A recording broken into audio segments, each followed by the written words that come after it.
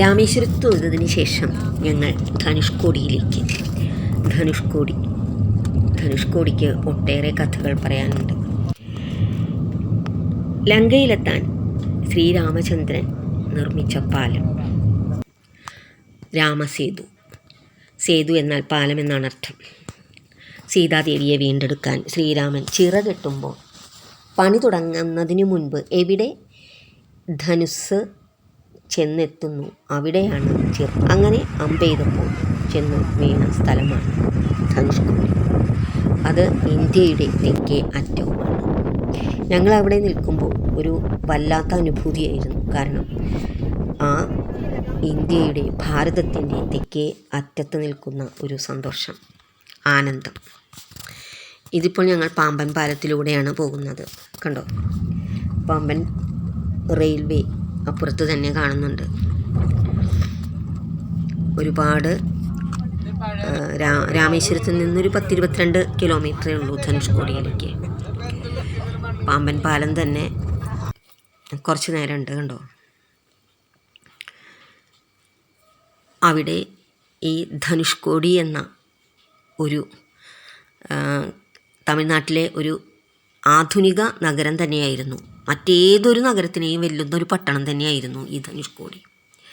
എന്നാൽ അതിൻ്റെ നാശം 1964 ഡിസംബർ 22 ഉണ്ടായി. അന്നത്തെ ആ മഴയിലും കൊടുങ്കാറ്റിലും ചുഴലിക്കാറ്റിലും ആ നഗരം അപ്പാടെ നശിച്ചുപോയി. അതാണ് ധനുഷ്കോടിയുടെ ഒരു പ്രത്യേകത. പ്രേതനഗരം എന്നാണ് അതറിയപ്പെടുന്നത്.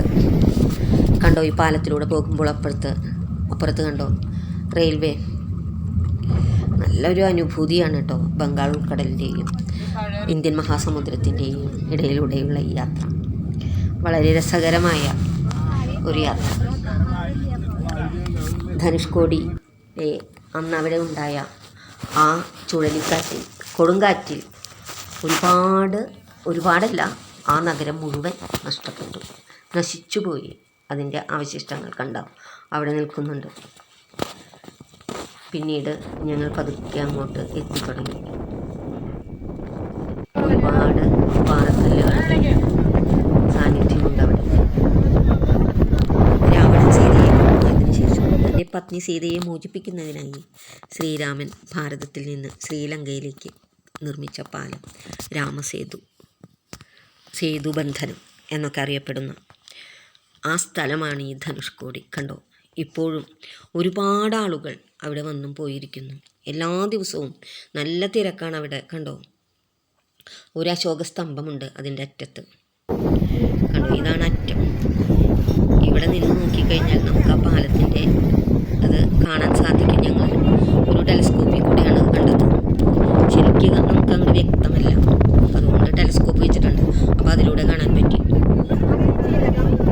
ഓരോ ഇന്ത്യക്കാരും ഒരിക്കലെങ്കിലും കണ്ടിരിക്കേണ്ട സ്ഥലം തന്നെയാണ് ഈ ധനുഷ്കോടി, നമ്മുടെ മഹാരാജ്യത്തിൻ്റെ തെക്കേ അറ്റം. ഇവിടെ നിന്ന് നോക്കി ശ്രീലങ്ക കാണാൻ സാധിക്കും. ഞങ്ങളവിടെ നിന്നപ്പോൾ ഈ രാമസേതുവിൻ്റെ അറ്റം ശരിക്കും കാണുന്നുണ്ടായിരുന്നു. അതുകൊണ്ട് ടെലിസ്കോപ്പിൽ കൂടെയാണ് ഞങ്ങൾ കണ്ടതുണ്ട്. അവിടെ അവൈലബിളാണ്. അപ്പോൾ അതിലൂടെ നോക്കി കാണും. രാമായണത്തിലെ രാമസേതു കാണാൻ ഒരുപാട് ജനങ്ങൾ ഇപ്പോഴും അവിടെ എത്തുന്നു, കണ്ടാസ്വദിക്കുന്നു. ആ പുണ്യം കാശിക്ക് പോയ പുണ്യമാണെന്നാണ് പറയുന്നത്. ഈ രാമസേതുവിലെത്തിയാൽ അത് ഞങ്ങൾക്കിത് യാദൃശ്ചികമായി കിട്ടിയ ചാൻസാണ്. സത്യം പറഞ്ഞാൽ ഒരു മാനിഫെസ്റ്റേഷൻ്റെ ഫലം തന്നെയാണെന്ന് പറയാം. കാരണം കുറച്ച് നാളുകളായി ആഗ്രഹിച്ചിരുന്നു കാണാനായിട്ട്. അതുപോലെ തന്നെ ഒരു സുഹൃത്ത് നിർബന്ധിച്ച് വിളിച്ചപ്പോൾ സന്തോഷത്തോടു കൂടി വന്നു. ഇതൊരു ഭാഗ്യമായിട്ട് തന്നെ കരുതുകയാണ്. അതുപോലെ തന്നെ രാമായണത്തിലെ പുണ്യസ്ഥലങ്ങൾ, ഈ ധനുഷ്കോടിയിലെ ആ നഗരം പുനരുദ്ധാരണം ചെയ്ത് കാണാനും ആഗ്രഹമുണ്ട്. അതിനുവേണ്ടി നമുക്ക് പ്രാർത്ഥിക്കാം. ഇതവിടെ കാണപ്പെടുന്ന ഭാരം കുറഞ്ഞ കല്ലുകളാണ്. ഇതുപോലുള്ള കല്ലുകൾ ഉപയോഗിച്ചാണ് ആ പാലം കിട്ടിയതെന്നാണ് ഐതിഹ്യം. നന്ദു ലച്ചുവൊക്കെ കുതിരപ്പുറത്ത് കയറി ഒന്ന് സവാരി. നല്ല വെയിലാണ്.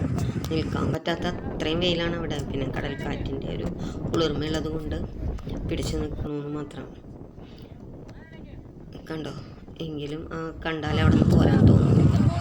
Thank you so much.